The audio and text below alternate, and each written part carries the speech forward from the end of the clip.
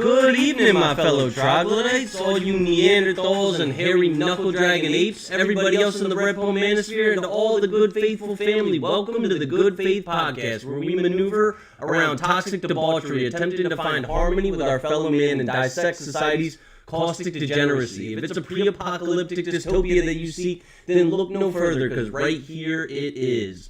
I'm your host, Ninjah Bullock. We understand you could have been a million other places, and the time is the most precious commodity that any of us have. So from the bottom of our hearts, we'd like to share our gratitude with all of you.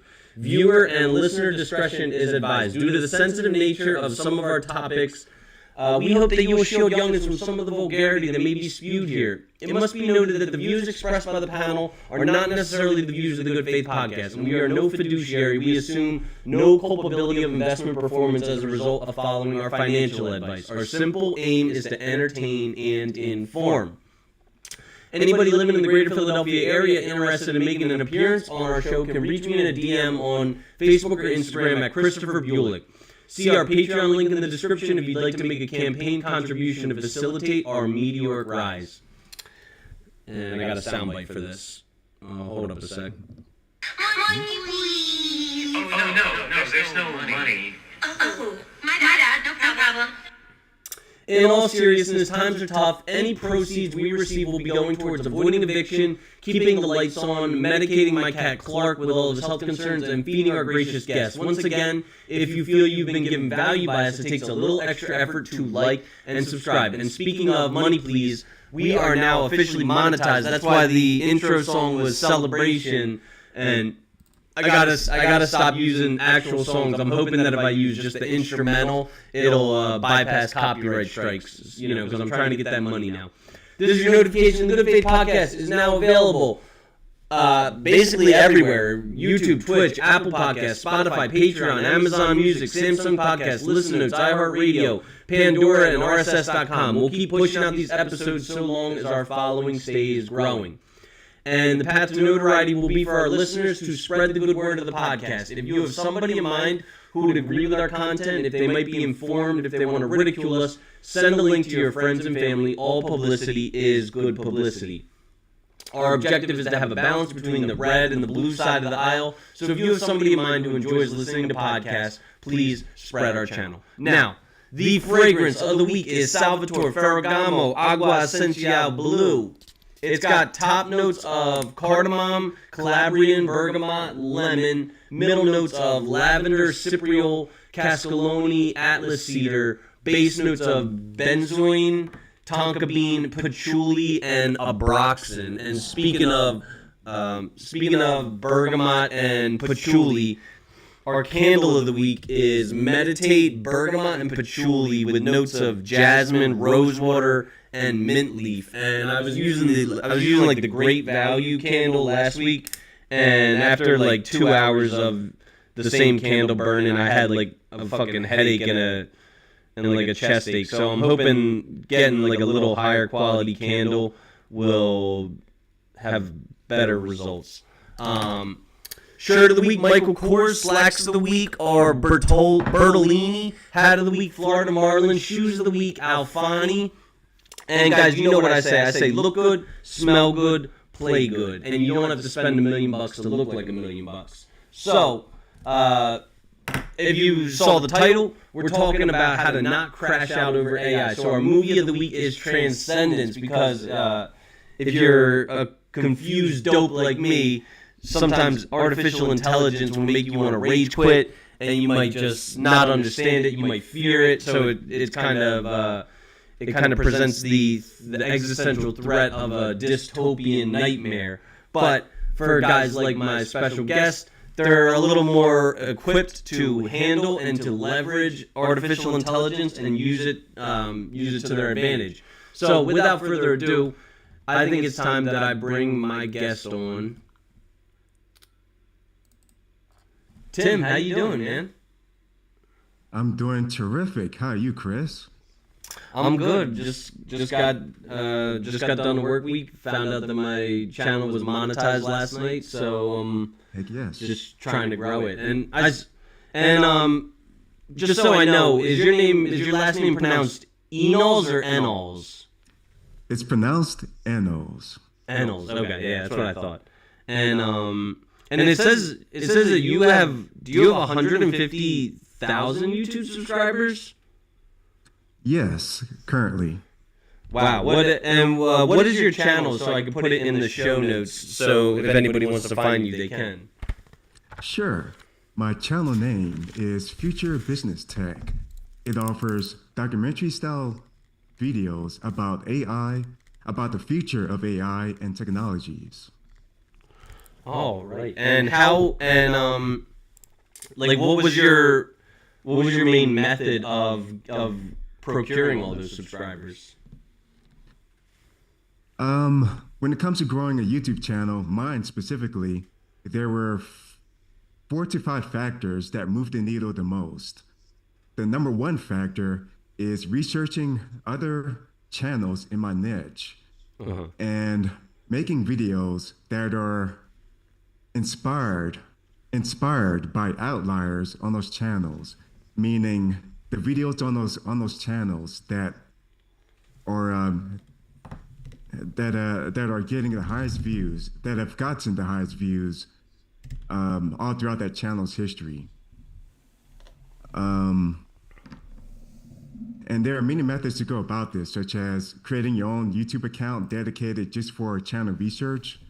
You could, like for example, if you're in the photography niche, you could open a YouTube account and use that in a browser which you don't normally use. And you could watch a bunch of videos in the photography niche. And eventually, a long story short, this dummy account will start serving you videos about photography that are performing terrifically right now. Just to kind of go through this faster, because I could talk about this quite a lot. A good tool for channel research is 1 of 10. That's one tool out of many, but that's probably the best tool for this purpose. You could also search for videos on YouTube, and YouTube will typically show top performing videos that are performing good right now toward the top. Other factors which move the needle, which I won't elaborate on as much, are titles, thumbnails, hooks for your videos, and finding an angle to make your channel, to differentiate your channel from other channels in your niche. Okay, so I've been told I have an echo. Nasty, chat in if you can, and let me know if the echo is fixed. It seems like it might be good. Okay, I still hear it. Well, F me. I'm trying to limit the profanity because I hear if you curse in the first like 10 or 15 minutes of a YouTube video, the algorithm will like punish you and push you down. Or do you know anything about that? That could be the case. I did hear like 2 years ago that if you cuss within the first 2 minutes, your videos will be penalized somehow. All right. Well, I'm just trying to. Nasty, I hope you'll forgive me, and it's more of a reverb. Whatever. I hope you guys that are listening will forgive me. I just got a brand new Yeti microphone. It's the exact same thing of what I got right here, but I haven't. I have basically zero spare time to like configure all my audio setup since I'm like work. I got all these jobs. Got 5 jobs. I'm just like I'm in over my head, but that's like exactly where I want to be because that's the way that you get comfortable by get comfortable in outside of your comfort zone. So that's what I'm trying to do. So, Tim, would you start with your name, your age, your occupation, and your highest level of education completed? My name is Tim Enals. That last name is spelled Enalls. My occupation is currently, I just have a YouTube channel where I make most of my income. I did quit my job, my full-time job last year, which was a senior business intelligence analyst for a payments company. And at that time, I was making a little more money from my YouTube channel than my actual job, Wow. which kind of, changed things a lot for me. My age is 43, and was there something else you mentioned that Highest level of education completed. sure. This feels like a job interview almost. Honestly. Where are you going to be in 5 years? Where do you want to be? My sorry, I distracted myself. What was that? Highest level of education completed. Sorry, I have a master's in business administration and a bunch of certifications, such as the project management professional credential. I had the certified analytics professional credential, and so forth. And also, I had a Six Sigma certification. All right. Hey guys, I let me know if it's getting any better or any worse. And what is your what's your Instagram if anybody wants to follow you? Sure, it's Tim. I spell it out. TIM underscore dash ENALLS. All right. And what is your relationship status? It's currently single, and I'm just kind of dating around right now. All right. And where do you live? I live in Las Vegas, of all places. Good for you. So do you like see Michael and the guys like every other weekend or something like that? I see a lot of. I do hang out with people I meet. I would say about every couple of weeks or so. I know there's a lot of small gatherings in a city like this, and they tend to invite people to small gatherings of like 5 to 10 people. So I've been kind of participating in that, and hopefully I set up my own events later on in the future, maybe early next year. And like I'm sensing, do you have like a bit of an accent? I feel like I'm sensing a bit of an accent in you. I did live in Alabama for a good portion of my life. Is it in Alabama, that accent that you hear, or is it something Maybe. What were your thoughts on Alabama? I wouldn't recommend moving there, to be honest.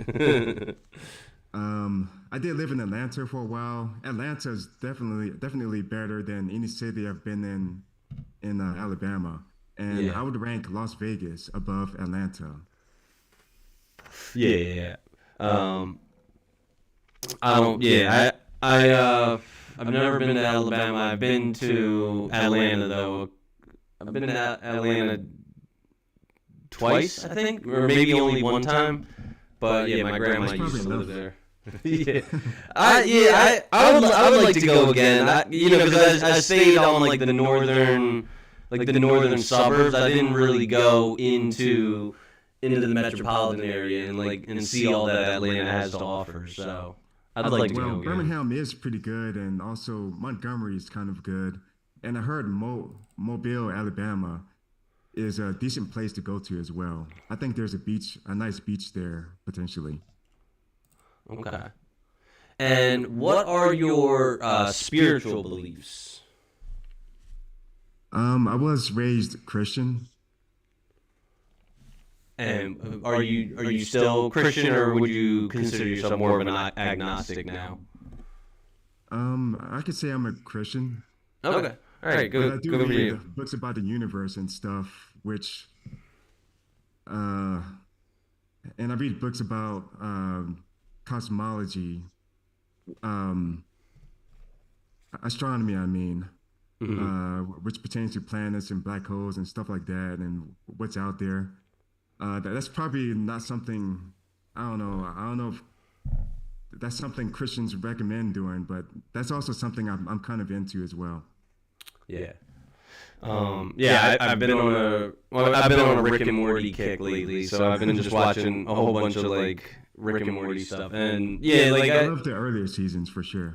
Yeah. It's I just got done the episode where they go to the one planet where if people kill themselves, their innards turn into spaghetti, and so like it's a great episode. They're just figuring out how to like how to kill enough people and turn them into spaghetti without it being like a civil rights issue. Yes. So the Pick and Rick episode is also up there as well, I would say. I love the Meeseeks episode too, where like Meeseeks keeps trying to get Jerry to improve his golf swing, and he's just like so incompetent he can't figure out how to do it. On the docket today, we're going to be talking about how to leverage AI in order to like improve your business, how to improve your finances, how to improve your content quality, and what would you? So if let's say I've been living under a rock, because for all intents and purposes I have been. I'm as I said in my introduction, I'm like a Neanderthal, a caveman. I'm truly, slow at this shit. How would you describe AI and how I should be utilizing it to improve my efficiency and effectiveness in life? AI can save probably 5 to 10 hours from your life if you use it correctly. There are tools out there, such as large language model tools.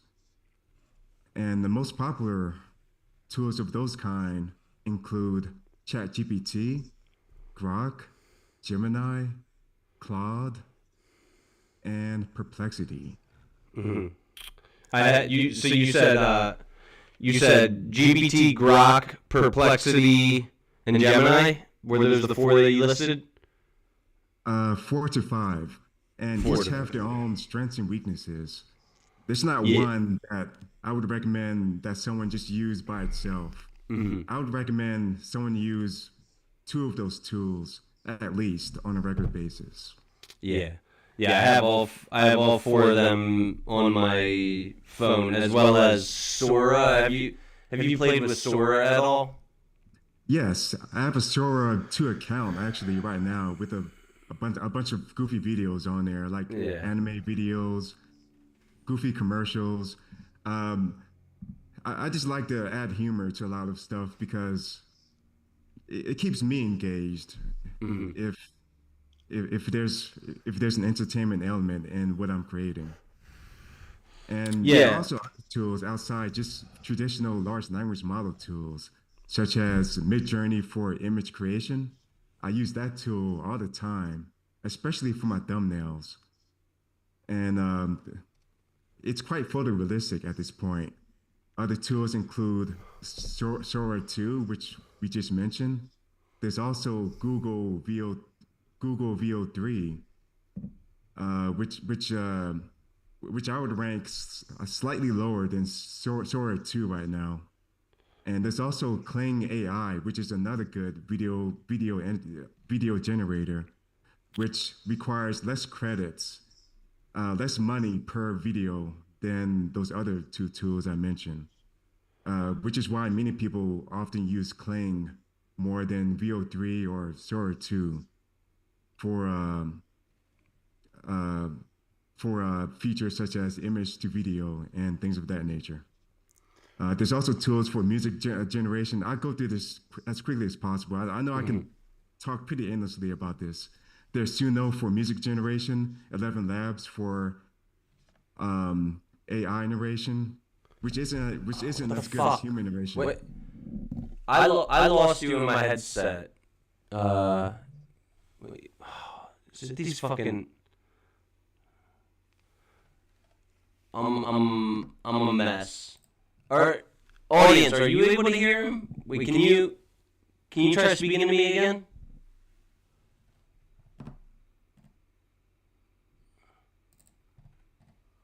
Oh man.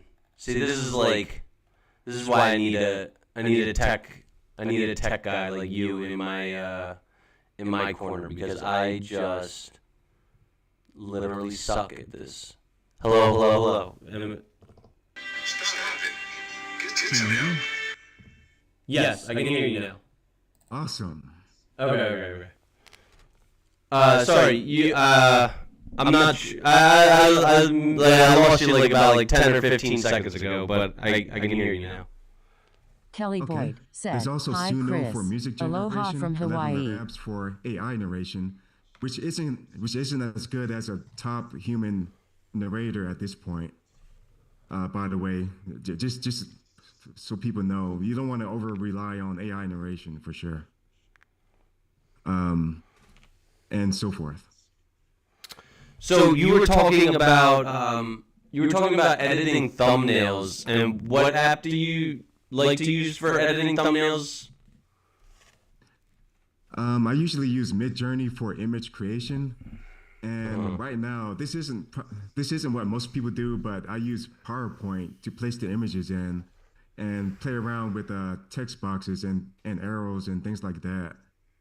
It just for me, using PowerPoint and putting an image in each slide and being able to look at each slide easily within one document just makes things a little easier for me, especially if there's like 50 to 100 slides in one PowerPoint, and I can just scroll up and down and quickly see the history of my last 100 thumbnails, for example. And do you like do the things where you make the like people's faces like pop off the screen and stuff like that? I see that a lot, and they'll be kind of on like a background, like a blurry purple background or something, and then their face is like enlarged and clarified.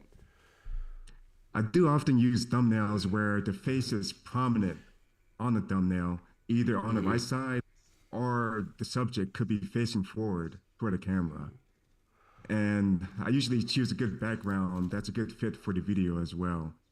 And when it comes to making the background blurry and things like that, there's a terrific AI tool which I forgot to mention called the Nano Banana.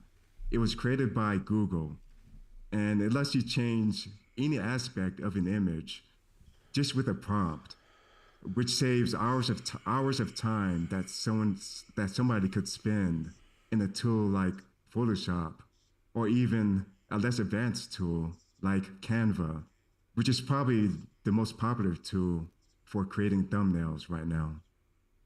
Okay.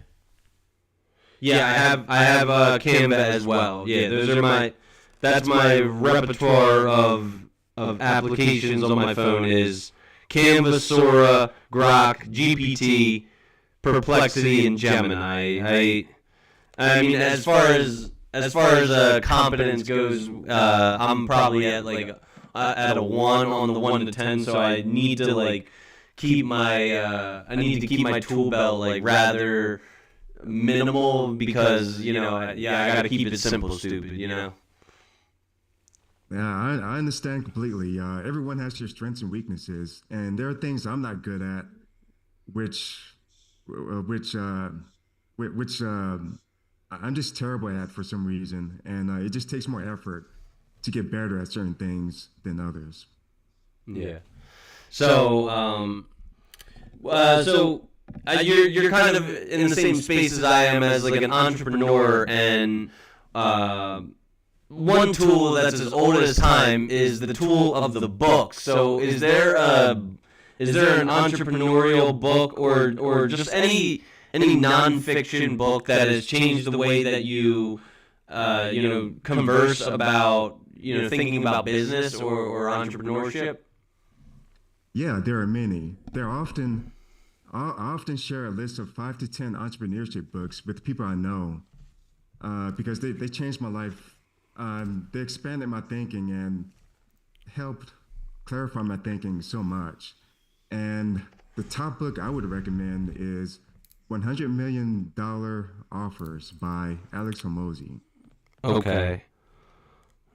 And there are other books we could discuss as well.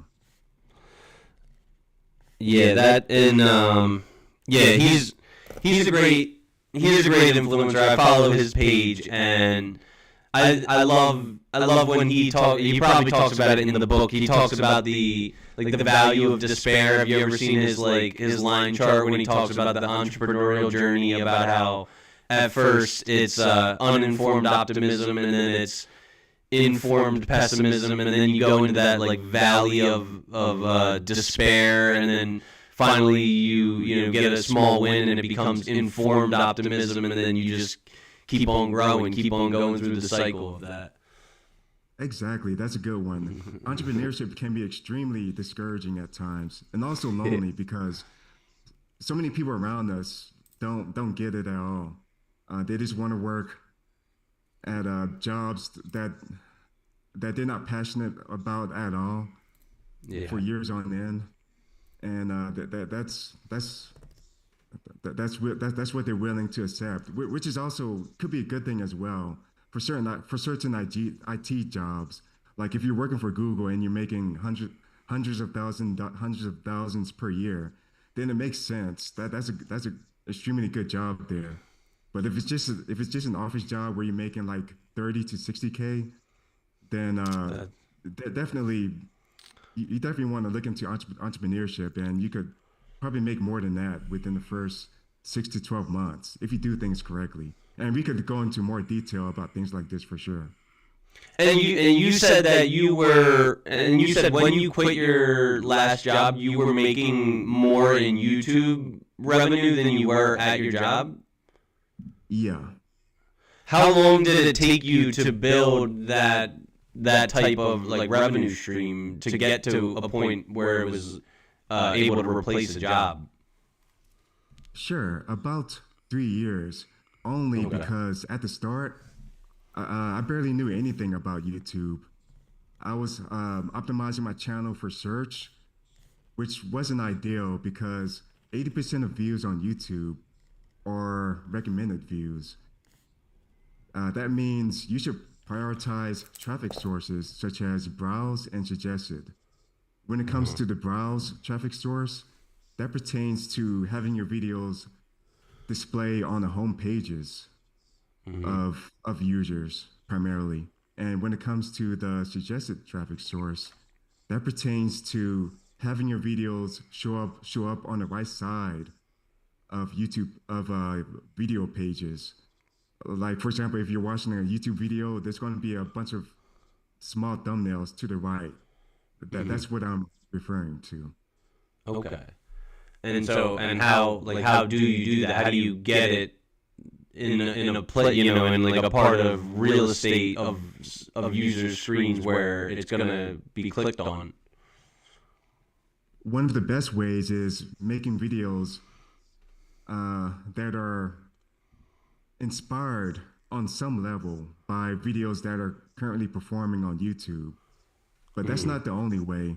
You could get high views from extremely original ideas as well. I'm not extremely original, but videos that are more original than can be produced with that method sometimes.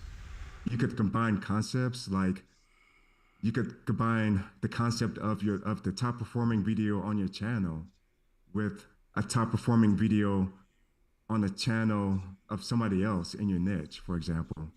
Mm-hmm. Ideally, you want to combine concepts from 3 to 5 sources to ensure that your concept is original. Okay. And so what are some other books that change the way that you think about entrepreneurship? Another book is called Ready, Fire, Aim. It goes into what to do at each stage of your business, from 0 to 1 million, 1 million to 10 million, 10 million to 50 million, and 50 million to 100 million. And who's that written by? I forgot his name, to be honest. Actually, I might have it right here.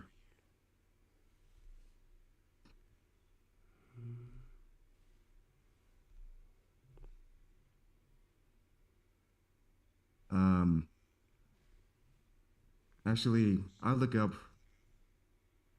It's by Michael Masterson. Okay. The name sounds familiar.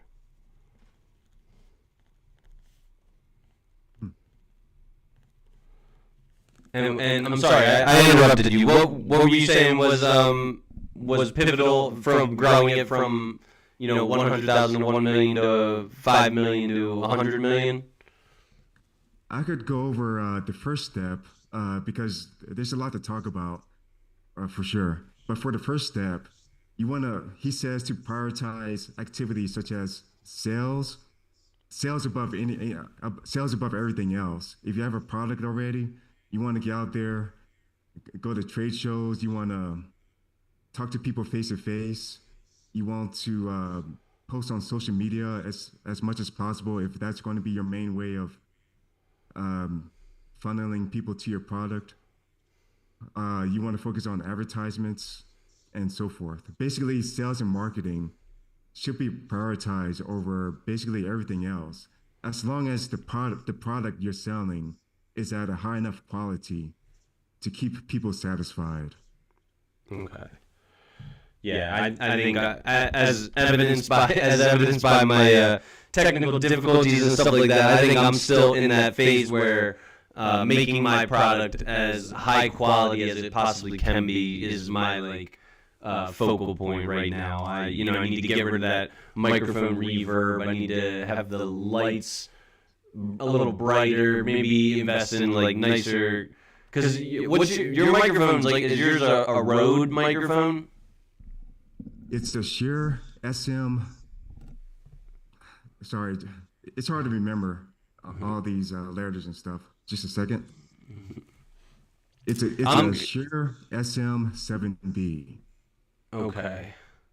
Yeah, because I'm still working with a Blue Yeti, and it's not bad. It does the job, but it's it's definitely a microphone that you buy for $40. It's not top of the line at all. And it's a USB mic, isn't it? Yeah. Yeah. I would rank USB mics on the scale from 1 to 10. I would rank them probably around the 6 out of 10, maybe even a 5 out of 10. Mics like these use much bigger cables, XLR cables, if I remember correctly, and they also require some type of stream deck, such as Elgato Stream Deck, and so forth. So there's you plug it into your Elgato Stream Deck? Yeah, with the XLR cable, and then you would plug in the Stream Deck to your PC. Okay. Shit.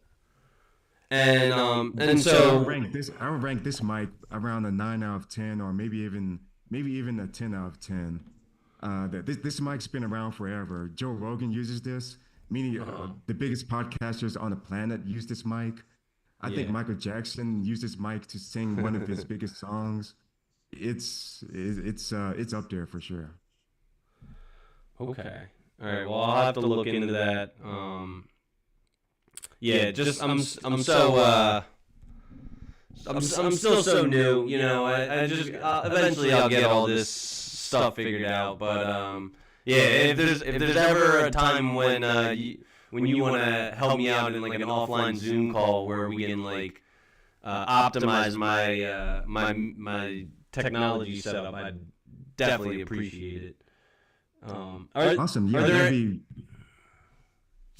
sorry. I have a bad habit of cutting people off. Sorry. Oh, that's fine. Go ahead. I was kind of finished with my point anyway. Are there any other books that you want to mention? 10x is easier than 2x. That's what the book's called? Yeah. And do you know who that's by? It's by Benjamin Hardy and Dan Sullivan. Okay. And are you familiar at all with Grant Cardone, I assume? Absolutely. I know about 10x. I read probably 3 of his books, to be honest. Really? Okay. You seem like a really well-read dude. Yeah, I've read. Some people think this is normal, and some people probably don't. But I've read a few hundred books. A lot of books about entrepreneurship, personal development, technology, futurism, and so forth, and also science. Science. Have you read any of Dr. David Buss's books? Yes, I read most of. It's a book with desire in the title.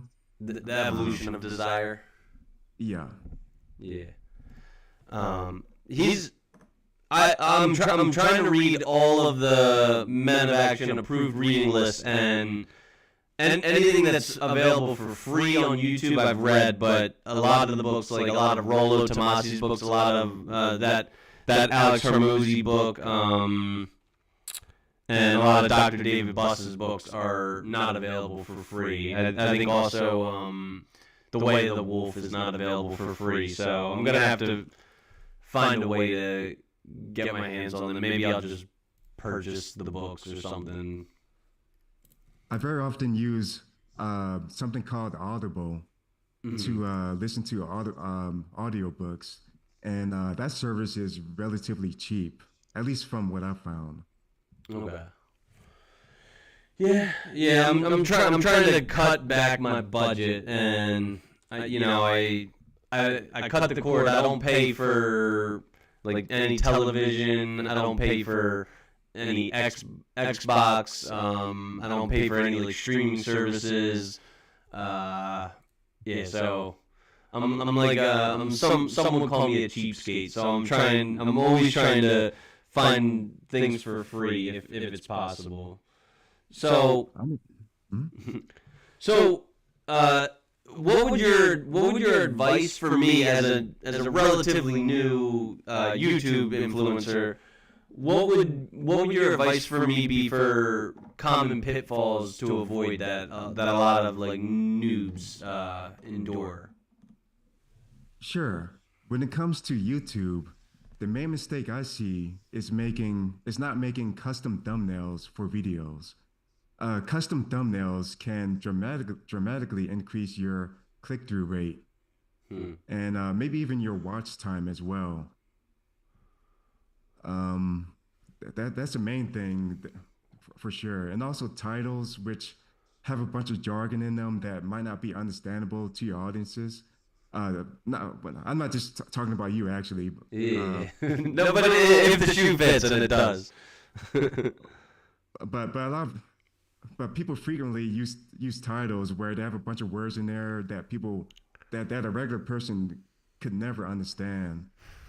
The titles might have like 70 characters in them, but only about 55 of those characters are going to show up on videos on the home pages of viewers' feeds, and also in their suggested panels. Another mistake is not getting to the point fast enough in videos. The best YouTubers in the world go straight to the point as quickly as possible. Like, for example, somebody like Cody Sanchez will let you know, oh yeah, she's a terrific speaker at many conferences I've been to as well. She lets you know within the first several seconds exactly what the video is about. And then she gets straight to the video. And when it comes to podcast channels, channels like Logan Paul, Cody Sanchez's podcast, and so forth, they usually have snippets of a guest's best quotes right toward the beginning of a video. To get people hooked, and then they go straight to the actual podcast interview within like 30 seconds. Okay. Yeah, I'm kind of attached to being a live show because my three biggest influences are Brian Atlas, Dave Ramsey, and Kevin Samuels, and they all did live shows because it gives them an opportunity of like in real life engagement with their audience, and I kind of like that. And also it simplifies it. Once again, I need to keep it simple, stupid, and it just makes it so I don't have to be like doctoring up all my videos on the editing room floor. I can kind of just, put them out there as imperfect as they may be. So, is there any advice that you would have towards improving a live show? Yeah, sure. For somebody who's just starting this, I would say you definitely want to watch at least 5 to 10 videos about podcasts on YouTube, just to get more familiar with the concept and just learn lessons from other people who've done it for years at this point, because they know things that beginners uh, can't even consider as things to even think about. For example, Yeah. and audio is a pretty big concept to master as well, especially Yeah. for a podcaster. Yeah, for It sure. might take like a few hours of troubleshooting to get things just right. And also, you want to test out things like sharing your screen, um, so that you can show videos to guests that they can react to. Sometimes Joe Rogan does this all the time. He always says, Yeah. Put it up, Jamie," and things like that. Little moments like that just keep a podcast going and keeps it entertaining for the people watching. Yeah, I think that's the next step of where I can go with my content is just have like a folder on my desktop of all these, viral videos, and then just share my screen, pop it up there on the screen of, some chick saying something outlandish, and then, getting a reaction from the guests on it. I think that's like it's an easy way to, generate content for a long time. Exactly. There are never ending sources as well. And do you is there any other common pitfalls that noobs make in the YouTube space? Hmm.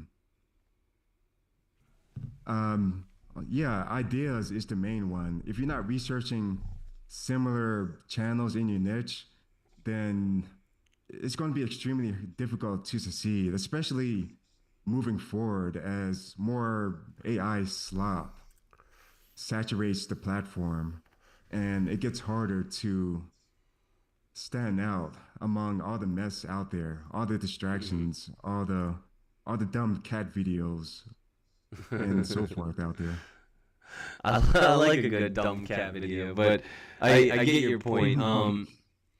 Have you ever had or is all your content solo, or do you ever have like guests like this? My channel is a faceless channel, Uh, but I tend to put a more effort into my videos than most creators. do you But there are or creators who have budgets that are 10 times mine per video. They're mainly 3D animation channels, and only a very few people can pull those off. Mhm. Are you aware of home math? Yeah.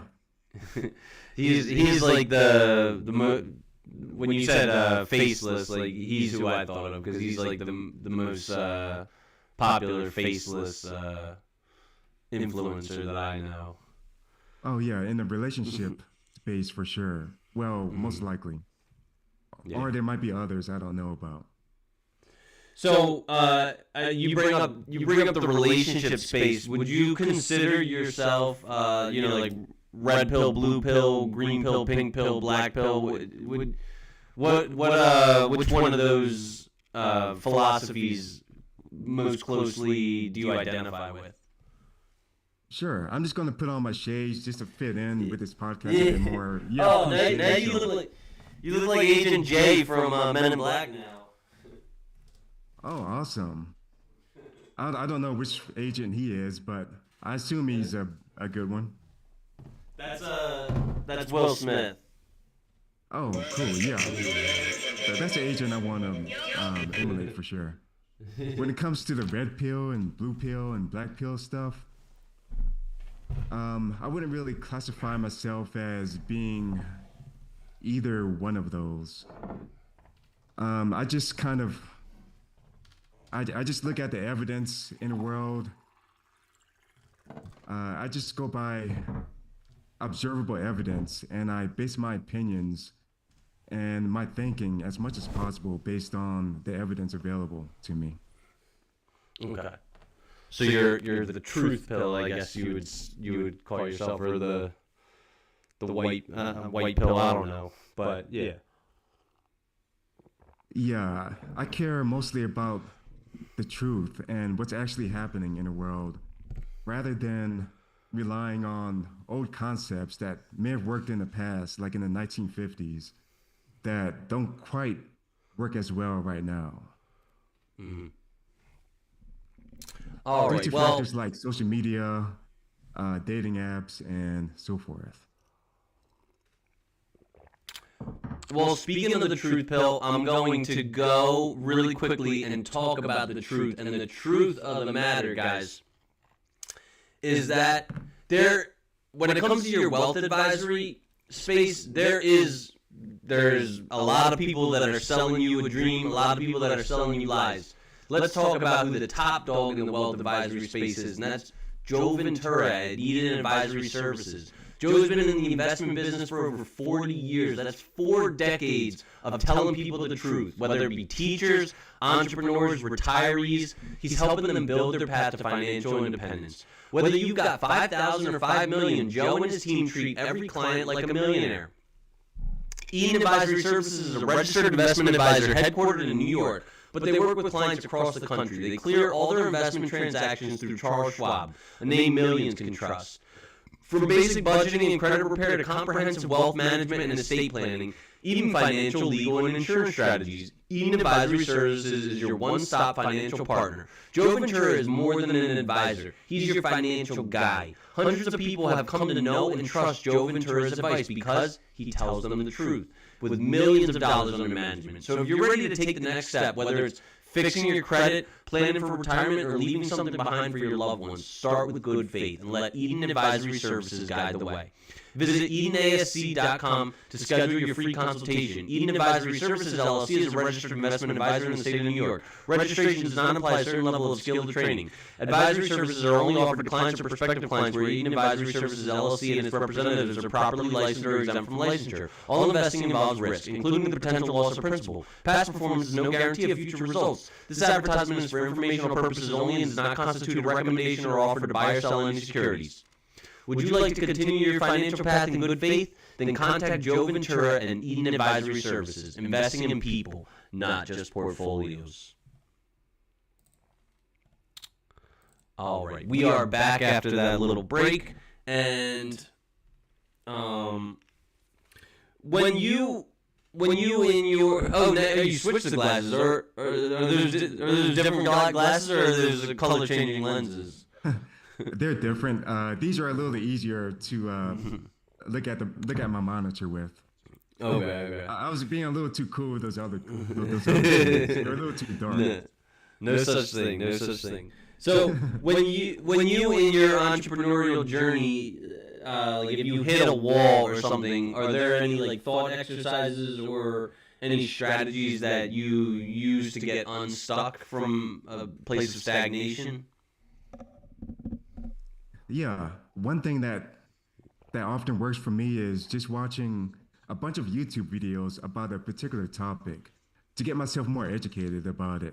And I usually prioritize personal brand channels where there's an actual person talking to you that's talking to the camera, as opposed to faceless channels where you don't know who owns those channels.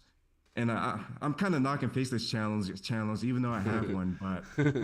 But when it comes to education, I recommend listening to an actual person who's talking to you, and can go into details like wherever topic you're stuck in. It could be podcast, it could be YouTube, it could be audio equipment. There's a ton of videos regarding that, videography, and so forth. Mm-hmm. And I'm assuming because you're a faceless channel, you probably Do you have any like audio episodes like on like Spotify or Apple Podcasts or any of that stuff, or do you exclusively exist in the YouTube space? I'm exclusively in the YouTube space right now. And one reason is I don't want to distract myself too much because I'm already distracted enough. And this is one point I forgot to mention earlier. One of the biggest mistakes I see a lot of entrepreneurs make, especially here in Vegas, is having like 5 to 10 side hustles instead of focusing all your efforts on ideally one thing or two things max, if one of those things is passive, or at least um, uh, um, passive at a good enough level where you don't have to spend more than 5 hours on it per week. I see people saying that they're doing pretty much everything. They're a DJ. They have a Spotify page with music on it. They have a YouTube page. They're on Instagram. They're working with music producers. They're cutting lawns. But if you're focusing on too many things at once, how are you going to grow in any one of those things? You want to put as much time and effort into one thing so that one business idea can be world class and can truly stand out among other similar concepts.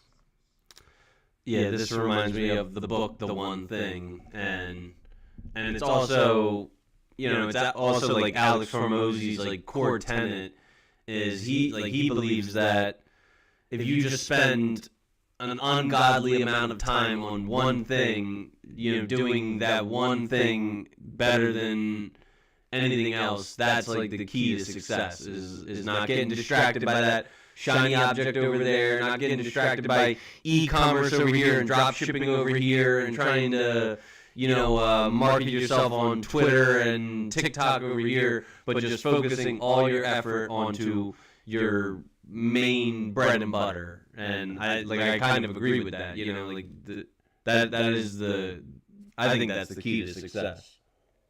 Yes, ideally when you're starting out, you want one product, you want to advertise it on one platform, and I forgot the third thing that's typically used in that phrase, but I think you pretty much get the point. Yeah. And so we talked about one avatar. You want to market to one audience avatar. So one demographic, I guess you would say, like a target demographic, yeah. Yeah, like online coaches or whoever it might be.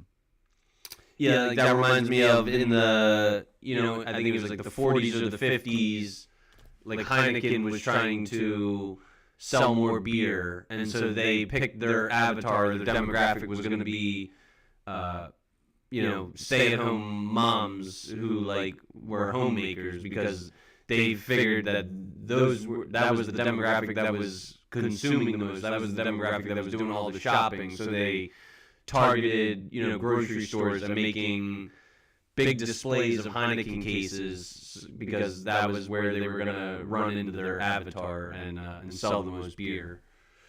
They were very successful doing it. Oh yeah, that's a good point. And once a company's established at that level, I assume they succeeded with one avatar first before expanding out like that. You want to start out with the one avatar, but then as the sales come in and things like that, then you can expand outward from there to a broader niche and so forth. So we talked a little bit about nonfiction books, and are there any nonfiction books that we missed? We got the $100 million offer, Ready, Fire, Aim, and 10x is easier than 2x. Are there any other nonfiction books that you're particularly fond of? Sure. One more entrepreneurship book I recommend is Expert Secrets by Russell Brunson. Okay. Expert secrets. And what's the elevator pitch for that book? It goes into all types of concepts that help you launch a business where you teach what you know. And ideally, when you teach what you know, you want some type of high ticket offering that is $1,000 or more. And types of high ticket offers are group coaching programs, courses, real life summits, and so forth. You see people like Tony Robbins, Russell Brunson, Cody Sanchez, and the list goes on. Dan Martell. They all have their own high ticket offers that help them make millions per year. Okay. And now, are there any fiction books that you're particularly fond of? Yeah, I really like the Red Rising series. Red Rising. Never heard of it. I'm gonna get the author name for you. Just a second. Do you read any King, Stephen King? I have read a couple of books by him. I read the book It by him, which is a wild book. There's some scenes in there that that are a little questionable, but overall, it's a great horror book for sure. And there's some scenes in it that are scarier than what's in the movies. There's I believe there's a TV show coming out, like it's called like Welcome to the Derry or something like that, and I imagine that it will be in that as well. Oh yeah, absolutely. The same actor that played Pennywise in the new movies is going to be in that show. Oh really? Okay.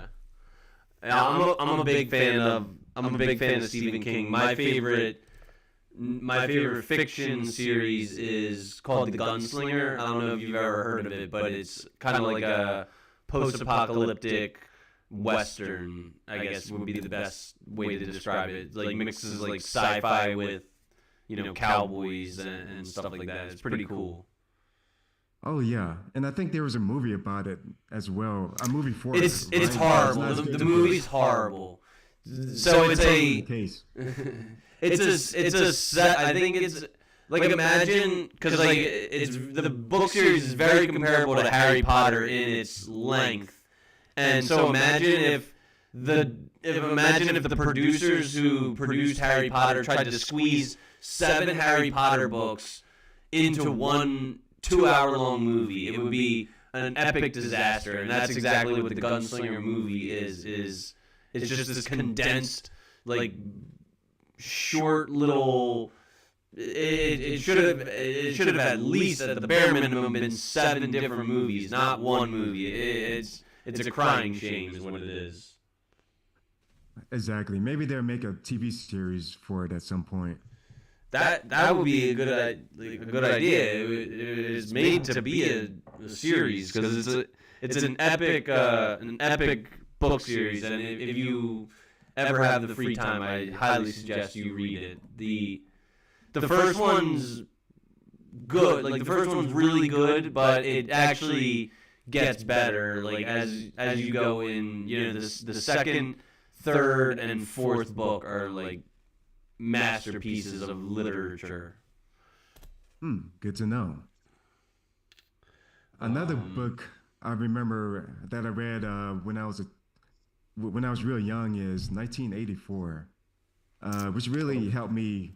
Which really helped my thinking and helped me with the concept of questioning everything, because a lot of people put ideas out there that are meant to benefit them and not the people they're giving the ideas to. Is that George Orwell? Yes. Yeah, okay. All right, I've definitely heard of it. I'll have to check that one out. Yeah, I would rank it toward the top when it comes to fictional books for sure. So, would you consider yourself an introvert? It depends on the situation. On most personality tests, I was an introvert, up until around probably several years ago. But on recent personality tests, it says I'm an extrovert. I took a personality test about 2 months ago, and the personality it gave me was ENTJ, which which is for the persona of a commander, Okay. I guess. Somebody So, who gets stuff done and moves things forward. or is it the captain? The captain archetype? Does that Yeah. sound right? The cap. Yeah, I think So so. Commanders kind I of. work. No, it's same thing. I'm an INFP, and my my gripe with the Myers-Briggs test is I worked at a tech company, and they profiled all of us by our Myers-Briggs personality test, and we actually had like nameplates on our office doors that like so you could, when you walked into somebody's office, you knew exactly what personality type they were. But had come to what I had come to suspect and like come to observe was that the captains were all the C-suite, all the COO and the CFO and the CEO and the CTO. They were all captains, and us little INFPs, we were just like sitting in the cubicles, being administrative assistants and stuff like that. So I didn't care for the way that they were psychologically profiling and sorting us based on that, but I do think if applied appropriately and having a good diverse psychological distribution, I think it could be really helpful to know people's primary drivers and dominant functions and shadow functions, just by looking at it like a mind map of people. Yeah, that's a great point. It looks like in that situation, labels were used to categorize people in almost an unfair way. We definitely want to outgrow the labels that organizations or society places on us, and not let that be like a cage that keeps us that keeps our thoughts and behaviors at a level that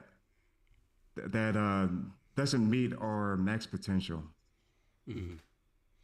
So what strategies do you think that you used in order to go from a categorical introvert to being a categorical extrovert? Sure. At a recent conference I went to, which was Vit Summit, I probably talked to more people than most people there. I probably talked to around 50 people, I would say, maybe 50 to 70. And some ways to go from an introvert to an extrovert is to practice your social skills. And I don't mean that in an insulting way to say that somebody has bad social skills. There's just different levels to it. Yeah. And some techniques I use for networking is using a pre-opener such as, "Hey, excuse me," when I see somebody walking Specific by. principle That gets their said. attention. Best viewers on And streamboot.com. that's the next line Remove I the say. space. Get more, Adios, get their full attention. Like for example, the next thing I say after is, "Hey, excuse me," might be, "How you enjoying this conference so far?" Or it might be, "What's the biggest insight you've gotten from this conference so far?" Or, "How's your day going?" Something simple like that. And then just let them start talking about how they're feeling at the moment, what they're experiencing, and so forth, and let the conversation naturally progress through there. And sometimes it helps to have certain phrases and questions line up before you even go to a networking event like that, just so you could have something to fall back on. But you don't want to over rely on canned lines because they can come across as inauthentic, or it could look like you're kind of rushing through conversations that need more time to breathe. Do you know Vanessa Van Edwards? Are you familiar with her? She wrote 2 books about charisma, right? I read 2 of Yeah, them. she's like, in my opinion, she's the expert on on all type on all. She's the expert on all communication, but she specializes in like nonverbal communication, especially. And I just think the stuff that she says is so factual, so scientific, so objective, and there's so much good communication that she discusses. You know, how to be polite, how to be social, how to be extroverted, how to be effective as a communicator, and so I would definitely advise you to watch her channel and soak up all the stuff that she has to say. Oh yeah, and when it comes to charisma, first of all, her books are amazing. I recommend reading her books as well. I took a ton of notes from her books, and they definitely upped my social skills quite a lot in the last few months. Do you remember what her books are called? I don't. If not, I'll research it. Yeah. And one thing I want to mention is you could go to a tool like ChatGPT, and you could ask it, what are the top aspects that comprise that charisma is comprised of, and it'll give you a terrific answer right away. It'll give you like 10 to 15 points that comprise charisma. And you could do the same for concepts like swag and riz. And I know that's kind of immature, but it gave a terrific answer for the concept of swag, which could benefit some people who want to appear much cooler than they are currently, or at least work on it over the next few months. And is there any other like what other components comprise your style besides charisma, besides socializing, besides extroversion and stuff? Like what else do you lean on as a socialite? I guess I would describe you as. Sure. I am part of multiple social groups for entrepreneurs and so forth with people I actually met in real life. Mm-hmm. And I would say social skills played a part in that. I wouldn't say I have the best social skills. I still have stuff to work on. But some techniques, some approaches I definitely prioritize are genuine compliments, teasing. And teasing could comprise of understated compliments. Like I could say something to you like, "Oh, this is the best podcast show I've been on all day." You know, just understated stuff like that that might get a reaction from people. Or you could accuse people of silly stuff, and so forth. And when it comes to teasing, I'm referring to light teasing. If you notice the person getting uncomfortable, or they're a little thin-skinned, then you just want to stop and maybe focus more on things like compliments and insinuating that they're going to reach much higher planes in life than where they are now because of the great qualities they have now, and so forth. And other things I work on is making sure I'm the best, usually the best dressed person in a particular group. I was one of the best dressed people at conferences. I'm usually one of the best dressed people there, and that's intentional because I just like I like men's fashion in general. I think it's important. And when it comes to fashion, I don't necessarily have to wear a gold chain all the time. Like if I'm at a job interview. Of course, I wouldn't wear this.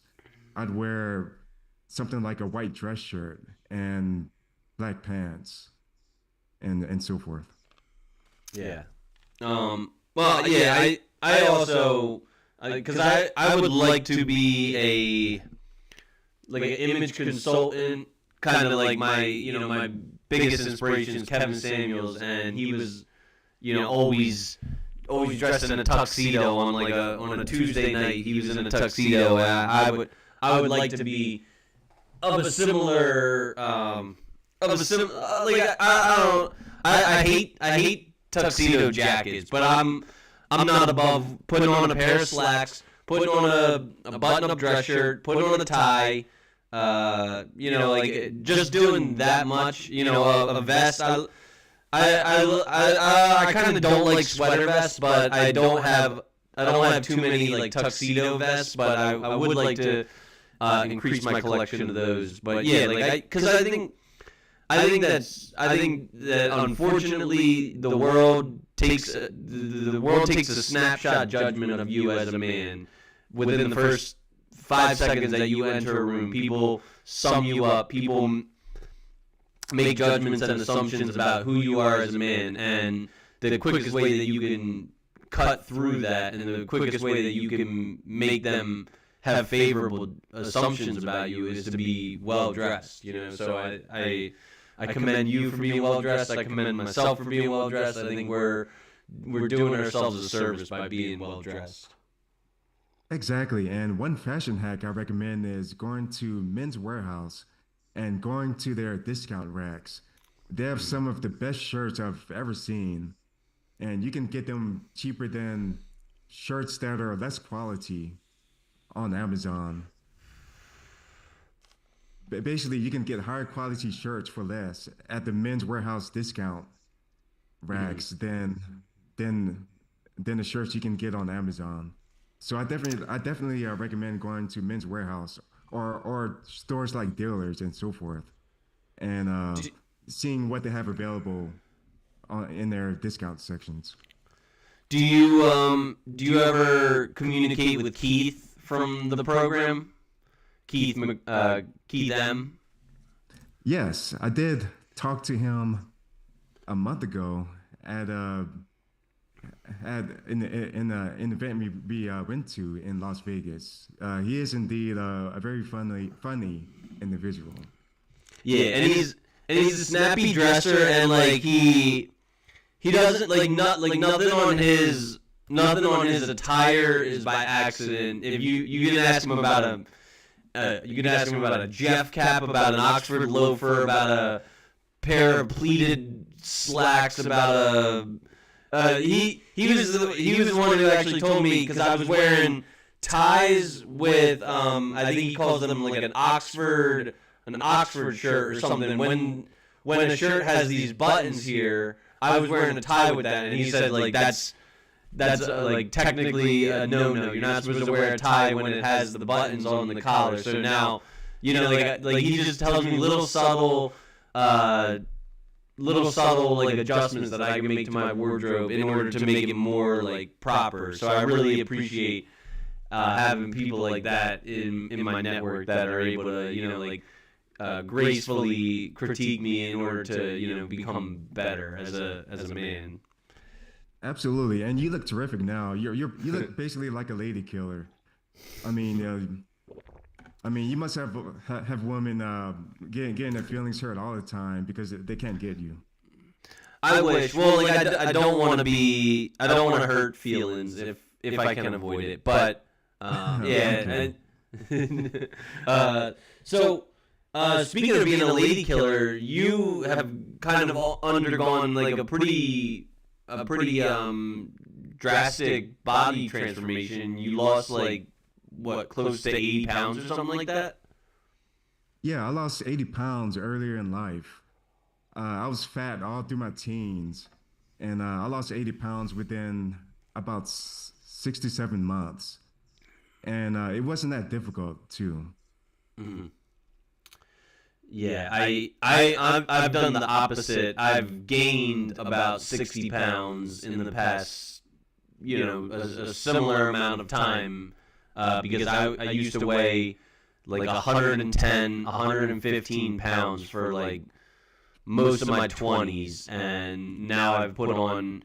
Now I'm actually trying to go in the opposite direction because my I think last time I checked, my body fat percentage was about 20%. I'm trying to get it down to 15% if that's possible. It's really difficult, though.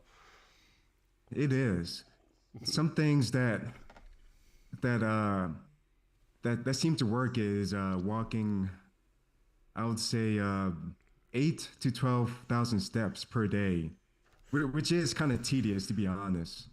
But it does work, and it's more sustainable than running, which is bad for the joints, and may not burn fat in a way somebody might expect. It could potentially burn muscle. And other things are making sure you eat right. Don't go to fast food restaurants too much. That's basic advice. Counting calories, that's the main thing. That's what helped me lose 80 pounds more than anything else. Do you use an app for counting calories? I did use an app initially, but now I basically just count calories in my head. And on the most part, I think I'm accurate, except when it comes to food I prepare myself. And sometimes that's a bit trickier. Like when you spray olive oil on popcorn you pop yourself. You really got to watch out about not spraying too much, because that can add up real quick. Yeah, my friend is like a he's like avocado oil. I don't know what you like. He's an avocado zealot. He thinks that like and he's probably right. Like he's the guy that is most influential in my weight. I guess you would call it a weight loss journey, or just like a fat loss journey. So I pretty much stick to the clean dozen or the clean 15 or something like that, like blueberries, raspberries. I drink organic whole milk,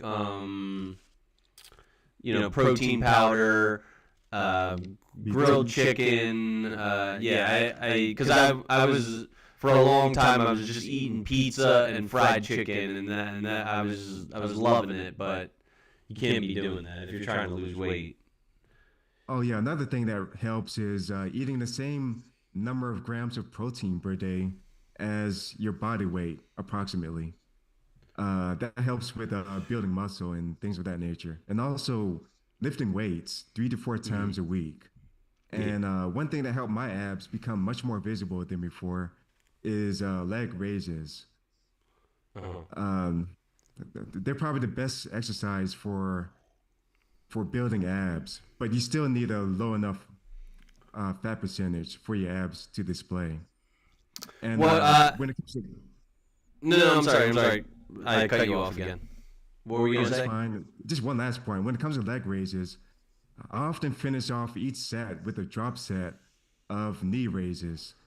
That way I can maximize as much as possible how much I can get done within one workout. So you do, like, let's say five sets of straight leg raises and then one set of knee raises? After each set of leg raises, I then perform a set of knee raises. Okay. And how tall are you? I am 5'9". Oh, okay. There's a lot. I'm only 5'7" or 5'8". There's a lot of like. I guess I don't know if the term short king is like offensive to you. First of all, 5'9" is not a short king because the average American man is 5'9". But if you ask, the ladies of the internet in America, what do they want? They want a guy who's 6'4", works in finance, earns $250,000 a year, and stuff like that. So like, there's a huge disparity between what actually is a short king and what is not. I guess I would maybe I'm categorically a short king, but I was advised by my chiropractor to do like hanging leg raises where I'll be on like the pull-up bar, and I am noticing that like as my spine gets more like aligned, I'm growing, an inch or so. Okay, that could work. I don't know much about that, to be honest. But when it comes to what those ladies are saying, I've seen beautiful women with complete bums as well. Guys who sit home and play video games all day. They may not shower every day. I'm not sure. They watch sports all day long. They have no job. They're not getting income from anywhere. And I think it boils down to how a guy makes a woman feel. And some things to help control that are charisma, social skills, um, your overall your body language. You want to come across as somebody who thinks highly of themselves and has high confidence, but also has high competence as well.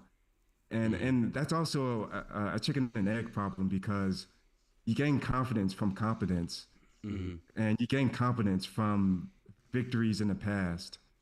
Yeah. And when you're just starting out and you just approaching women and you haven't really approached women before in your life, that's a really tricky thing to get past and overcome.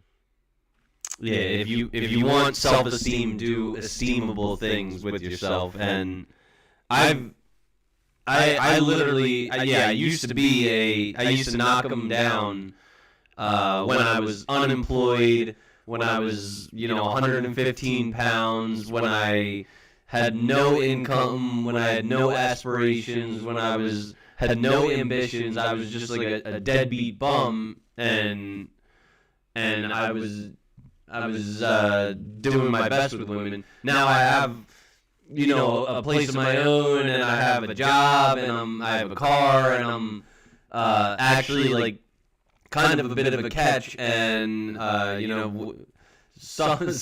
a lot of women don't necessarily want to catch. They want like a project, some man that they can invest their time into, who has potential that they can, fix. Yeah, that's true. And another big factor in the dating world is the amount of time required to find a good girlfriend and also maintain her. If you're starting a business at the same time, or if your career is real intensive, or if you have to travel all the time, that can make things trickier as well. Yeah. And that's something a lot of women well, some women don't quite understand right now as well. It really takes guys a lot of effort to lead interactions from approach to date and the stages beyond that. Yeah. I mean, everybody wants the view, but nobody wants the climb. Like they sometimes, not sometimes, all the time. If you want a top tier, if you want a top tier titan in industry, it's gonna come with the trade-off of his free time being very, very limited, and it's gonna come with the trade-off of you having to grow with him. A lot of these, Rich Cooper says, women don't care about men's struggles; they just stand at the finish line and fuck the winners. Like it's not a super viable dating strategy to just stand at the finish line and hope that a winner is going to pick you. What would be a more viable dating strategy would be for a woman to grow with a man on his ascent, but that involves work. Exactly. And they don't all want to do the work. Yeah, and by the time a guy sees a woman at the finishing line, he might not want a real relationship. He probably want hookups because those require much less time and effort for guys like that. And that's really non-beneficial to women as well, because they're not able to be in environments where they can raise their children in a way that's ideal. They're going from guy to guy, from hookup to hookup. after a while, I think that gets kind of stale. That's not an ideal way for somebody to live up to their full potential, at least in some cases. And it's much harder on women than men, I think, when it Yeah. comes to hookup culture. Long Yeah, I term. mean, I mean, I believe that pair bonding exists in men and women. It does seem as though women are biologically hardwired to pair bond more with a partner, and once. But I do believe I do believe the ability to pair bond can be damaged in men and women if they have just a bunch of frivolous, promiscuous sex with a whole bunch of partners. But yeah, it does seem to disproportionately affect women in a more negative way when they sleep around than it does with men. So, Yeah. speaking of having a bunch of sloppy, promiscuous sex, I want to talk about a tool very similar to AI. This is wait, let me get my script up. This is the nasty pill. So it's time we talk about a pressing issue. Guys, if you want to sleep around, that's your prerogative. I would advise that you use a Jimmy condom. Strap it up and, practice safe sex so that way you're not putting yourself in harm's way and you're not going to have any accidental impregnation occur.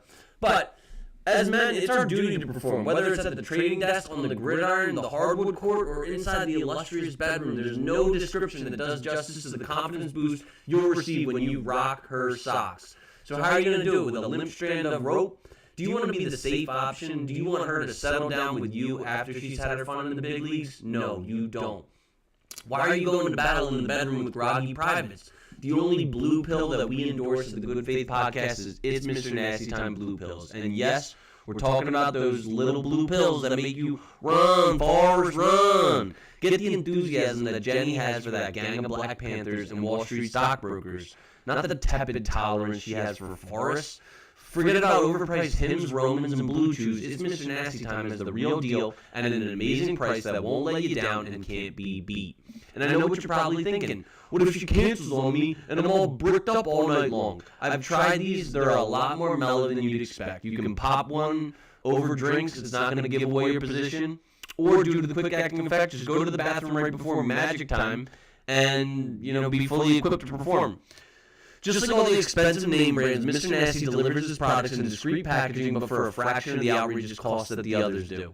Around here at the GFP, we're about leveling up, and why not level up your sex life and check out It's Mr. Nasty Time to get your mojo back. Scan the QR code on the screen or hit the link in the description and guarantee yourself unrivaled pleasure. When her dual mating strategy has her playing picky-choosy between the bad boy and the little nice guy, you know exactly who to call. It's Mr. Nasty Time.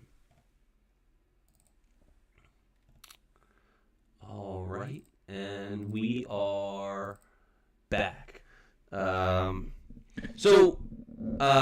Is there? Do you invest in the stock market? I do use Robinhood to invest in individual stocks every now and then, but I have most of my money in a retirement fund right now. Is there any microchips or any innovators in the AI space that you think are worth looking at? Do you need some type of disclaimer when making stock suggestions? I did it at the very beginning. I said we're not a fiduciary. We're not liable for any results incurred by our financial advice. So yeah, you're off the hook. No one's gonna come sue you for this. Oh, cool. Yeah, I want to avoid that if possible. It's kind of hard to give stock suggestions because you never know how things could change in 3 to 5 years, especially due to AI. AI could transform society and the world in ways that most people do not expect at all. Mm-hmm. And we can go into that a bit later on. But when it comes to stocks, it would seem that Microsoft would have good, a pretty good long-term outlook due to the products and services that they sell, such as Azure, that was growing at an extremely fast rate for a while. I don't know about right now, but I'm pretty sure they're still a market leader when it comes to that. And I'm pretty sure Microsoft is going to lead in AI for a while as well, or at least be one of the leaders, thanks to their partnership with OpenAI, which could continue over the next year or maybe over the next 3 to 5 years if they remain partners. Google could end up being either being in a top spot or in the second best spot when it comes to AI overall, potentially, because they own YouTube, which has the largest and most diverse collection of videos on the planet, and they want to win at video generation tools such as Sora.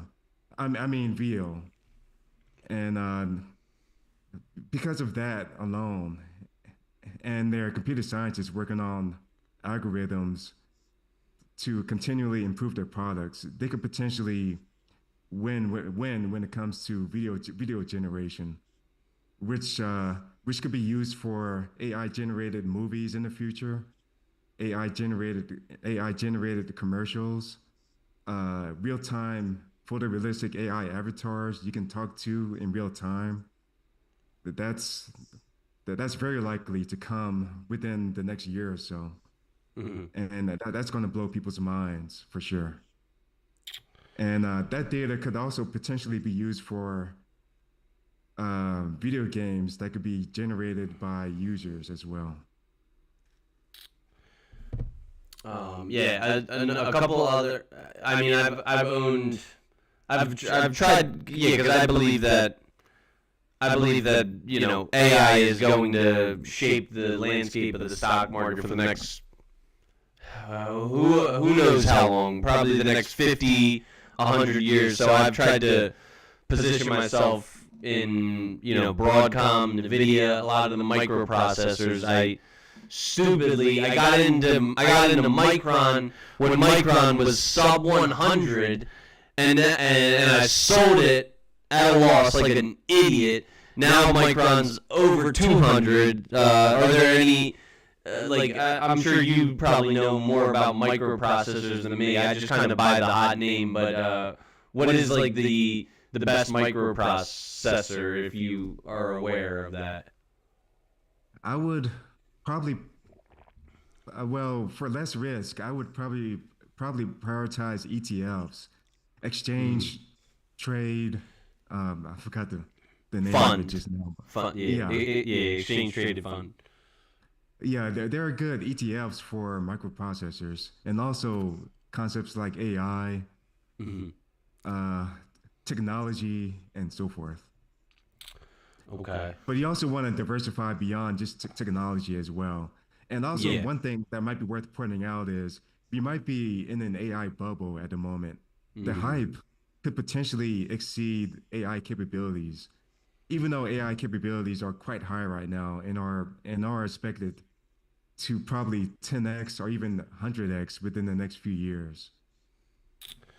And so I don't exclusively invest in AI. I actually, this little thing, this nicotine, it's been around for probably thousands of years, and the dividend yield on tobacco stocks is the best in the business. As far as British Tobacco, Altria, and Philip Morris, I think they're some of the safest stocks that you can get into. So I try to invest in a lot of tobacco. Also, I don't personally partake in them because I think that they're literal poison, even though so is tobacco. But fast food, like McDonald's and Coca-Cola, I think they're poison, and people the number one killer of people in America is obesity and heart disease, but I still, I invested in McDonald's and Coca-Cola because, people are addicted to shoving toxic food into their fat gullets, Yeah, the obesity problem in America is pretty amazing. I think 60% of Americans are obese. In the year 2025, with all the information we have, it just doesn't make sense to me. Yeah. Are you comfortable disclosing if you voted and who you voted for? I can't say I'm more toward the middle.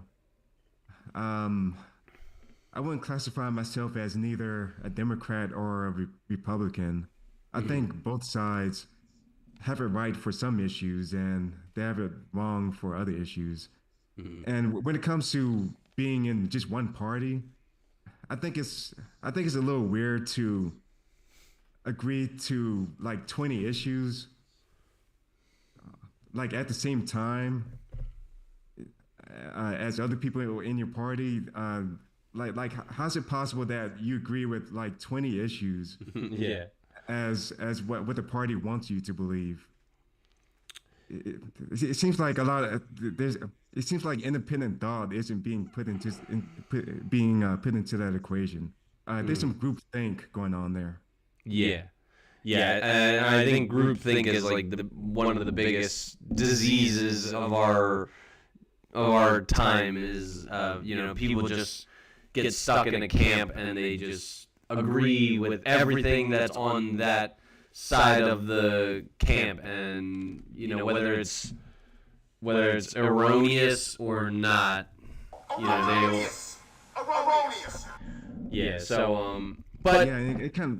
Oh, go ahead. But why I bring it up is because I do actually approve of RFK and the steps that he's taken to make America healthy again. Like he removed Red 5 from our FDA approved chemicals, and there's a lot of research that suggests that Red 5 is like the cause of all the hyperactivity and attention deficit disorder going on in our country, and in other countries, Red 5 has been outlawed and banned for like 20 years. America just banned it last year, so.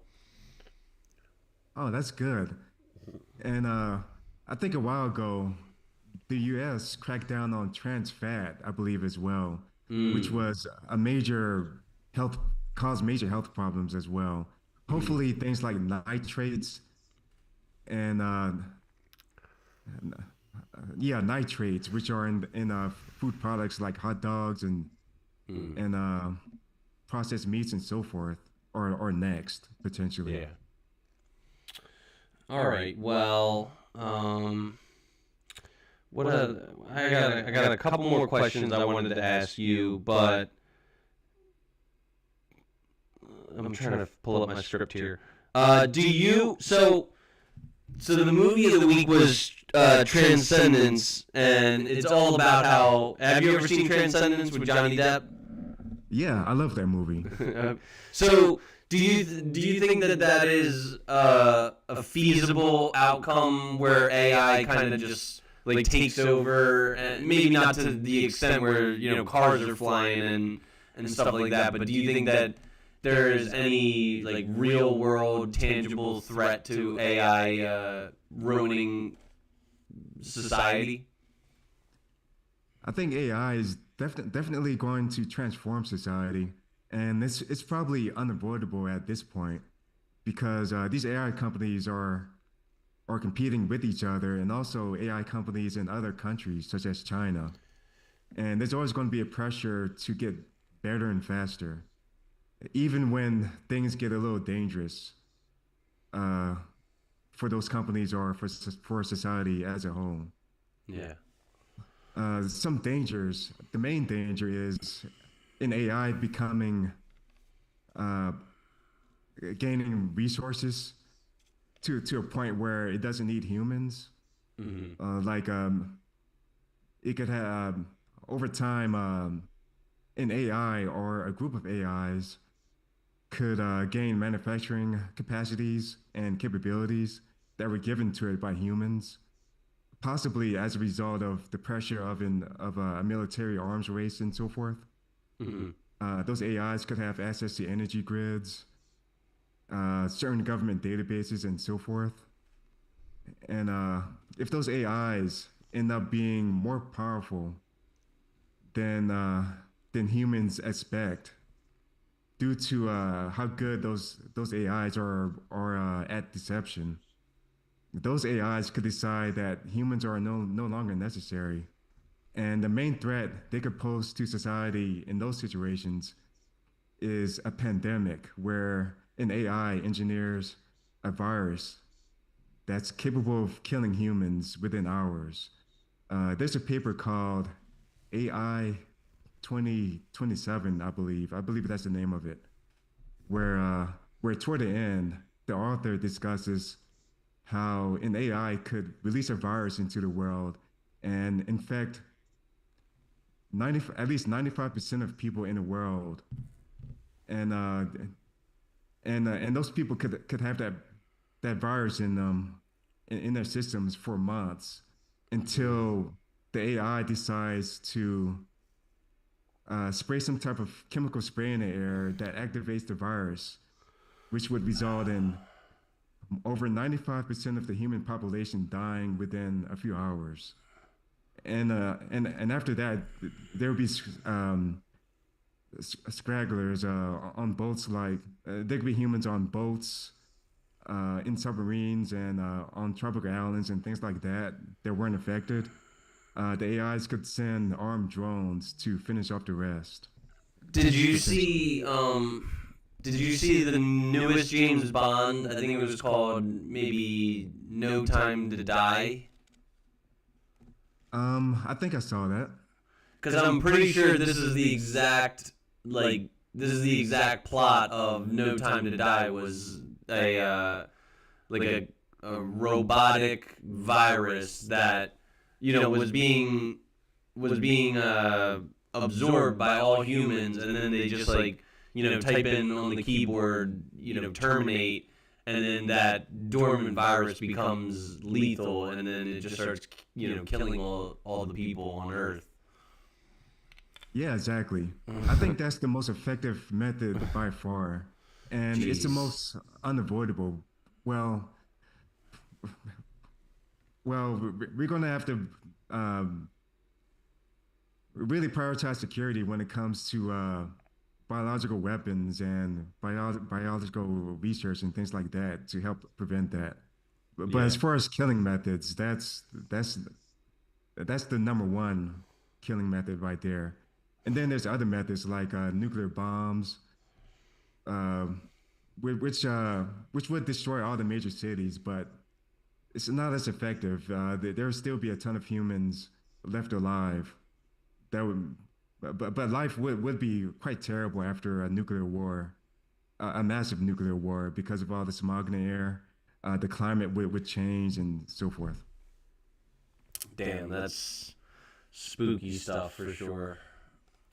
Um, Exactly. do you so do you believe that you have a generally optimistic outlook on the future, or are you more dystopian? You think it's gonna all end in like a nuclear fireball? I'm I lean toward the optimistic side. Um, I'm excited about the technologies that AIs could enable, such as things like holographic communication. Um, we could detect cancers much earlier, or Hmm. potentially cure many types of cancers. Yeah. Hopefully, within the next several years, we could have extremely real life simulations. Not at the level of the Matrix within 10 years, most likely. I wouldn't think so, but it'll probably be possible within 50 to 100 years. But 10 years from now, uh, video games and simulations will very likely be much more real life, more lifelike than now, and contain characters that we can have real-time conversations with. They could have their own personalities. They could have human level intelligence, and so forth. And one last technology I wanted to mention is people using brain computer interfaces to share their thoughts and feelings with other people. Kind of like the Borg, if you ever saw Star Trek, where they could communicate with each other telepathically. That would be pretty cool if we could get brain computer interfaces at a high enough level within 10 years to enable that. If not, maybe 10, 20 to 40 years from now. Did you ever see the Futurama episode where they put one of those on Leela so Leela can transport her emotions to Bender? I never saw that one, but sounds interesting. Futurama is one of my favorite shows, and this also reminds me of Black Mirror. There's tons of Black Mirror episodes, and especially one of the creepiest ones is where they have those those little implants that go in your temple, and it archives everything that you see onto a database, and if there was a guy who was super jealous, he'd be able to access his wife's memories, and you've probably seen that episode, and Exactly. he invades her I saw all the Black privacy. Mirror episodes. Yeah. Yeah, what I find interesting about Black Mirror is a lot of those scenarios could be possible within 30 years, I would say. Yeah. At least most of them. And that would be quite fascinating for sure, to live in a society where all of those capabilities exist, yet human nature exists as well. And we have to kind of navigate through life with those factors in place. Yeah. Yeah, I tend to be a little bit more pessimistic about where we are heading in the future. We're in the middle of a sex recession. We're not even reproducing at the replacement rate that I think every American woman should be having 2 children in order to replace and propagate the human species in America. And I think right now we are currently at every American woman on average is having 1.5 children, and I think that number is even trending in the wrong direction. So a sex recession, a lot of people, like we said, about 60% of Americans are obese. I think about the same amount of Americans are just lazy. They don't actually want to work. I think something about 80% of American women said that if they could, they would just live the soft life, which is where their husband pays for all of the bills. So they don't want to do the traditional. They don't want to do the traditional feminine role of birthing children. They don't want to do the modern feminine role of working alongside us in the workforce. They kind of just want to be carried to the finish line like a princess. They want to meet their complete man at the finish line, and I think AI and mass immigration are just sending more competent, more thirsty, more hungry workers and more efficient, productive employees, whatever you would classify an AI intelligence as. But I just think that the humanity of us can be very easily replaced, and I think we're not very far away from being a Wall-E society where we're all just on this spaceship going around Earth, and we're leaving it to the robots to live our experience. Oh yeah, the great movie. I love Wall-E. Yeah, we could be. A lot of people. I don't know why I said humans. A lot of people are becoming complacent, and they're letting technology handle too much of their lives without, which is a good thing, but you still want to keep your mind sharp and be able to form your own opinions about things and keep your problem solving skills sharp as well, because sometimes life can get tough, and you want to make sure you make the best decisions possible, and you want to make sure the inputs you're getting are the highest quality possible as well. And one thing that probably leads to complacency is watching too much entertainment. You don't want to fill your mind with a bunch of junk that's not going to serve you later. You want to, for people that want to try to maximize their potential as possible, they want to watch educational videos on YouTube, read books that help move the needle in their lives, and also associate with people who have reached the goals that you want to reach.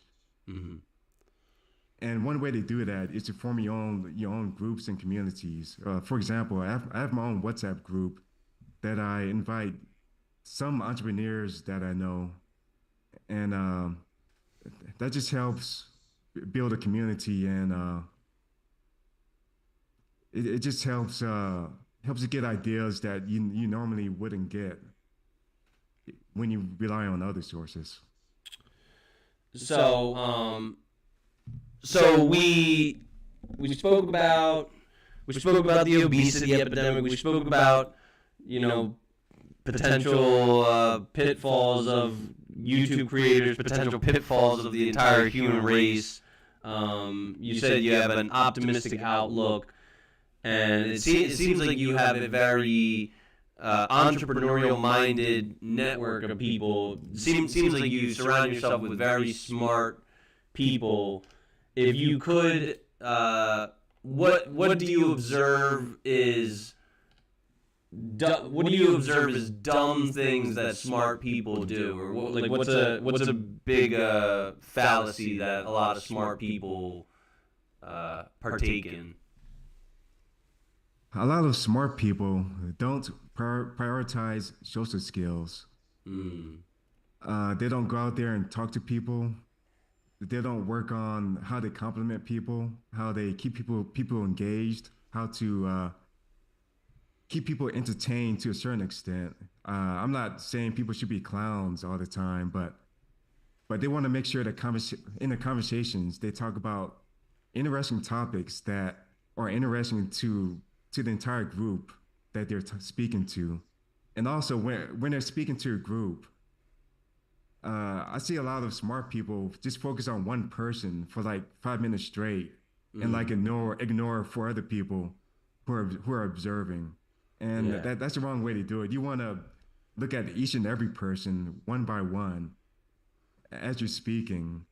And if there's one person in the group who's not talking, potentially because they don't know what to say or they're shy, just ask that person a question to bring them into the conversation. And that also makes you look good, because that makes you look like a leader, somebody who knows how to handle people, and who's able to lead groups. And another dumb thing that smart people do is ignoring the potential of AI to save hours a week in their lives. Some people, like somebody could be like a business intelligence architecture for a company, and that guy might have a large ego. I'm not saying I'm talking about somebody I knew in the past. I could be or I could be not, but anyway, somebody like that could have a big ego, and they could say something like, AI could never replace me. But in a few years from now, things could totally change. Data analysts could be out of a job. Programmers, people with good jobs like that, traditionally good jobs, could start to lose their jobs at a rapid rate once a particular AI model is put out into the market that can perform those same jobs at 1/10 the cost. It sounds like science fiction now, but 3 to 5 years from now, there's no telling how things could change. Do you think that the trades are particularly insulated from a threat of AI replacing them? Like, I don't necessarily think that plumbers and electricians and roofers and pavers and masons and steel workers and welders and mechanics are as endangered of being rendered obsolete as thinkers and like you said, data analysts and stockbrokers and salesmen and things like that. I think. Do you agree with that? Yeah, I think they're relatively safer than people with computer jobs. I believe AIs, based on all the data I've seen, AIs are going to mostly replace computer jobs first, which is kind of sad because there's a lot of smart people out there. Yeah. Who are making great contributions, but basically AIs are going to be able to perform any type of computer work a human can do much sooner than we think, potentially, if AIs are able to keep advancing the way they are. But those trade jobs should be safe because robots don't have the hand-to-eye dexterity that humans do at the moment. But that could also change in like 2 years. But it would still be difficult to have robots walking around constructing buildings. You can't expect a robot to be a door-to-door salesman in 2 years. That would be kind of weird. You can't expect robot plumbers because there's so much involved with walking to a house, going down to the basement, finding the right pipes, twisting wrenches just the right way at the millimeter level. That's not likely to happen within the next 2 years, I would think. Yeah. All right, and I'm just gonna do because we've been going on for what? We've been going on about 2 hours, right? Let me. How do I see it? We've been going for about. Yeah, about 2 hours. All right, so we're gonna wrap it up soon. But before we do, I'm just gonna go with one last advertisement, and we were speaking about the obesity epidemic. Guys, if you want to avoid morbid obesity, what you need to do is you need to be making sure, like we said, that you're counting your calories, you're ingesting about your body fat or your body weight in grams per day of protein.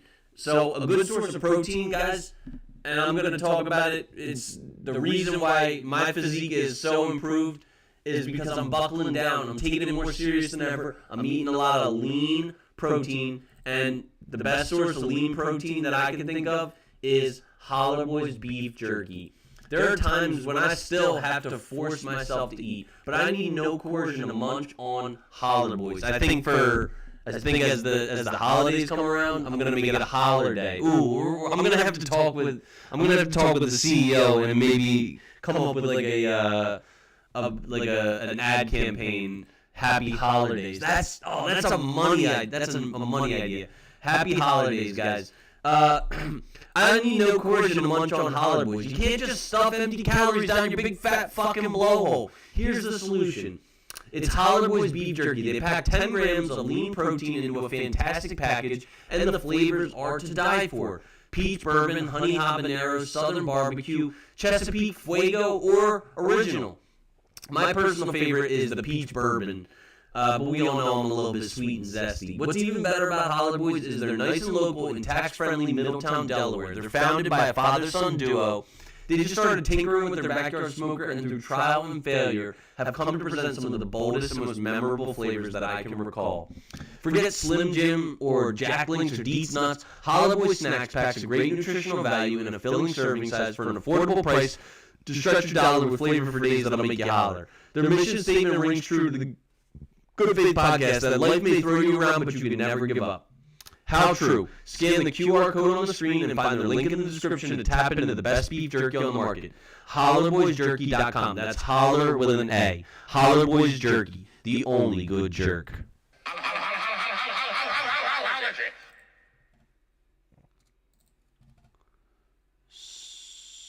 So, do you?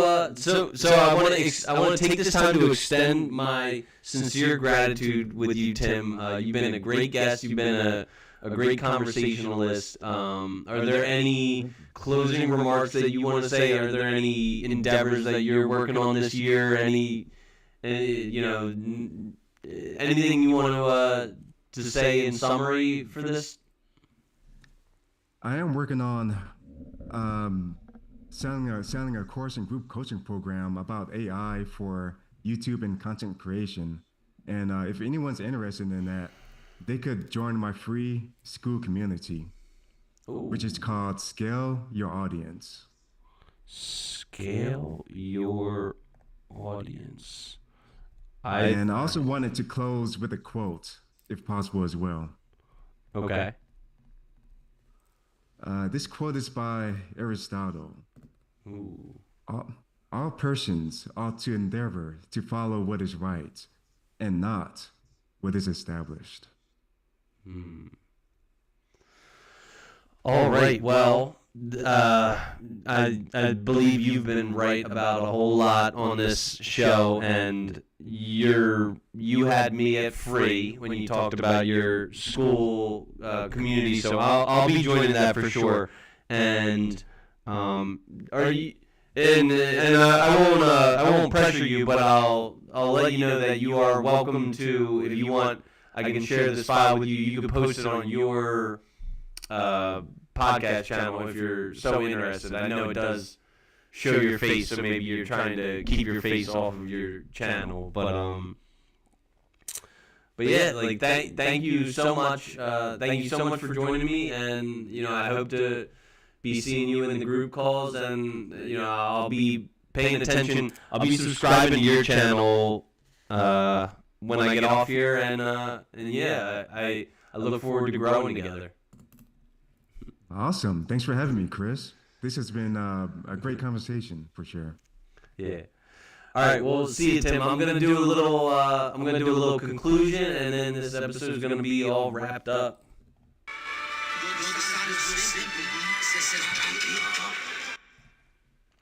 Once again, I want to humbly thank my viewers. Thank you so much for your patronage. Without you guys, we wouldn't be able to have such a high-quality interactive show. So thank you, audience. I'd like to take this time to remind all of our listeners that we're spreading like a virus. The Good Faith Podcast is now officially on YouTube Live. We're monetized bitches. We're also on Twitch. We're on Apple Podcasts, Pandora, Spotify, RSS.com, Amazon Music, Samsung Podcasts, Listen Notes, iHeartRadio, and Patreon. On Patreon, we're working to build additional value for the multiple tiers of donors with special content, super chat priority, and VIP in-person meetings. We do value your attention, so thank you for quieting your TikTok brain for the past 2 hours. This is a reminder, if you feel you got any value from our show, it takes basically zero extra work to like, subscribe. It'll move us closer to our goal of having thousands of subscribers, which will bump us up in the algorithm, expose us to more potential listeners. I'm going to implement a lot of the tips and tricks that Tim gave me so I can have even more potential listeners and be more in the good favor of the algorithm. And if you guys want to share us with more of your friends, we'd be absolutely delighted to extend our outreach. The quickest way for us to broaden our exposure is for you listeners to each share us with one friend. We appreciate it from the bottom of our hearts. If you live in the greater Philadelphia area, you want a guest star on our show, please reach out to me in an Instagram DM at Christopher Bulick. The Patreon link is in the description. All proceeds will go towards rent, food, electricity, new computer equipment to improve our general show quality, and Clark's medical expenses. Oh, no, there's no money. Oh, my dad, no problem. Seriously, my cat Clark is an epileptic. He needs to take phenobarbital 2 times a day, or he will seize up and perish. And if that occurs, then his blood is on your hands. To all of our faithful audience, we wish you a wonderful weekend, a happy and healthy lifestyle, and to all of you, we bid you goodbye.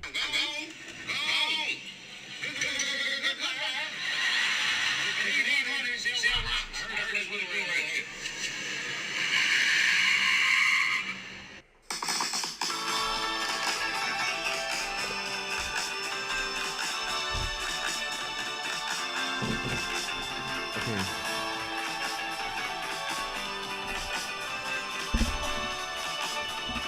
Is there anything else we should go over?